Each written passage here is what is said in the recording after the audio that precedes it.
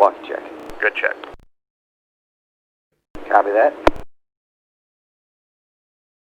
What's the ETA on 2 minutes. Copy that.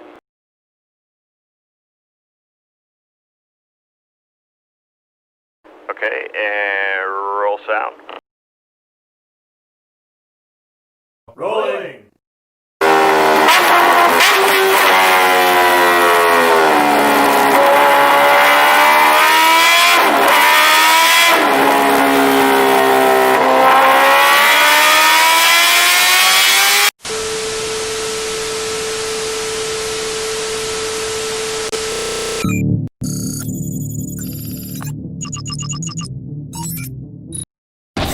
Incoming transmission. 2, 1.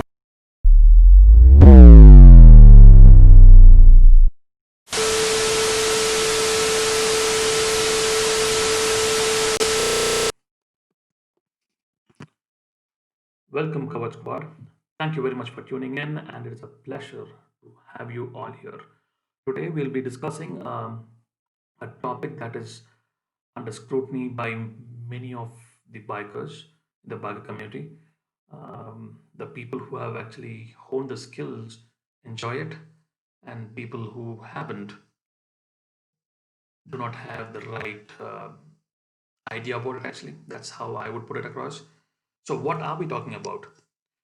We are talking about how to place your foot on the foot peg and its benefits and also the drawbacks, if there is any.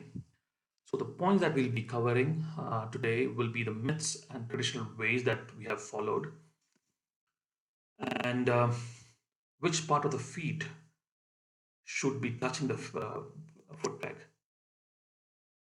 different ways to place your foot on the foot peg, and the best position to have it, and of course, its benefits. So, the traditional ways normally that was being used is like keep your foot on the foot peg, place the center of your foot on the foot peg so that your feet reaches the brake and the gear lever. Apply the rear brake first, and then the front brake. Oh my god. So am I saying, is it wrong to do that? No, absolutely not. But what I'm saying is I will be able to help you with the latest, most trendier, most comfortable, and a little crazy position even for a daily commute. Here in the picture is actually a traditional way that we've been used, or we've been told to use, which is good, but only if you're trail braking. That is something that we will be discussing in the upcoming videos. So, coming back to the topic, what if I say the most important part of your body while riding and especially cornering is not your hands? I know, right? Let me explain my stand. Well, well, well. Looks like our magician, Mr. Mark Marquez, has already approved my statement. So, the actual body part that is used for steering your bike is the feet and the weight applied on the side that you intend to steer. If you did not understand what I was inferring, let me make it simple for you. Take a look at this.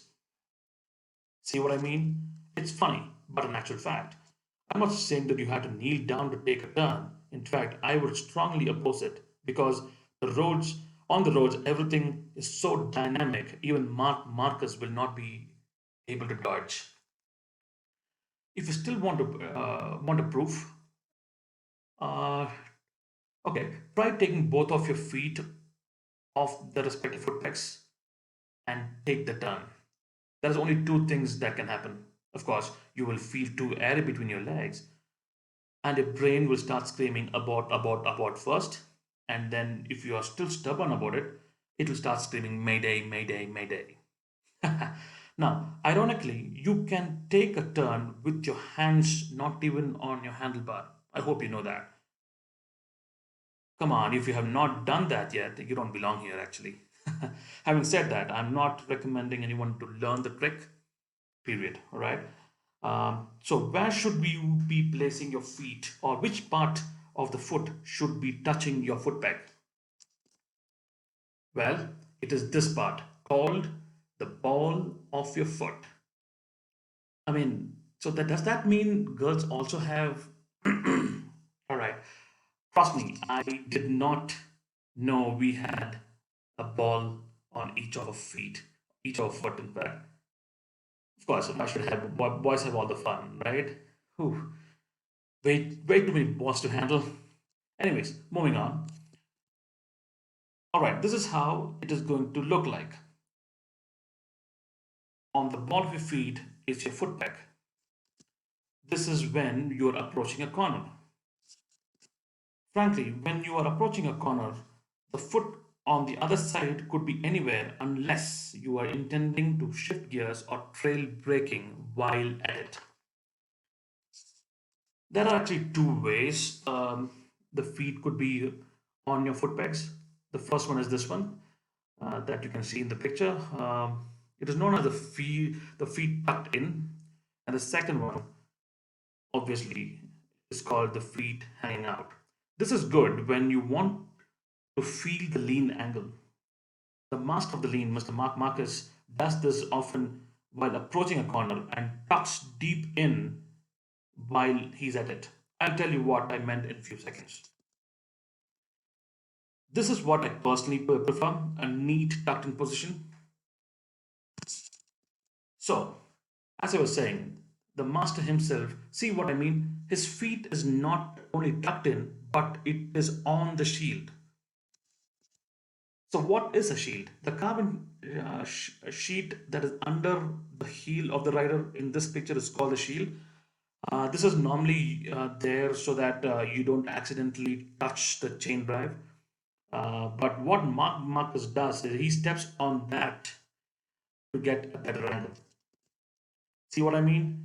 That is at least an inch of foot peg that is not even being used. Crazy, crazy guy.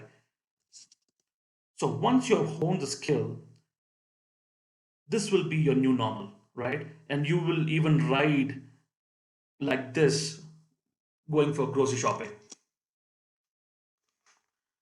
And of course, when your fellow riders or bikers who appreciate your stance, you just feel like absolute god. So coming back to the benefits and drawbacks that I have told you that we will be checking on. So the benefits, I had to put this in, saying that you will definitely feel like a MotoGP rider. That's the fact. And if you had watched my previous video, the video before this one, I would have told you how to change your road shift into a MotoGP shift. And if you can actually combine both the MotoGP shift and the MotoGP riding posture, you will definitely feel like God. Of course. Secondly, it actually reduces fatigue. And not many people understand this concept, but I have personally tried and I proved this fact. The fact was I had to travel about 600 kilometers one side on my motorcycle, and while before starting, I was um, I was sure that I'll have to take at least two uh, breaks, but I did not have to. When I had actually stopped only for fuel breaks, that actually added up to 10 minutes max. That's it. Thirdly, you will have a better lean angle for sure. Lesser the interference, better the lean. That's the mantra basically. So the drawback just had since I had to put it inside. Just like the saying, you can't teach an old dog new tricks. It takes time to master, of course, but if you're a true biker at heart, you should be able to pick it up. I mean, that's the fact, right? And of course, lastly, make sure your front brakes are really, really good because at the times of panic braking, the only brake which is accessible on that instant would be a front brake, and you will end up using it more than you expect for sure. Um, so, so that concludes this vlog. As I always say, let's make this world a better place to live and ride. And I hope you have enjoyed this content, and I will see you soon.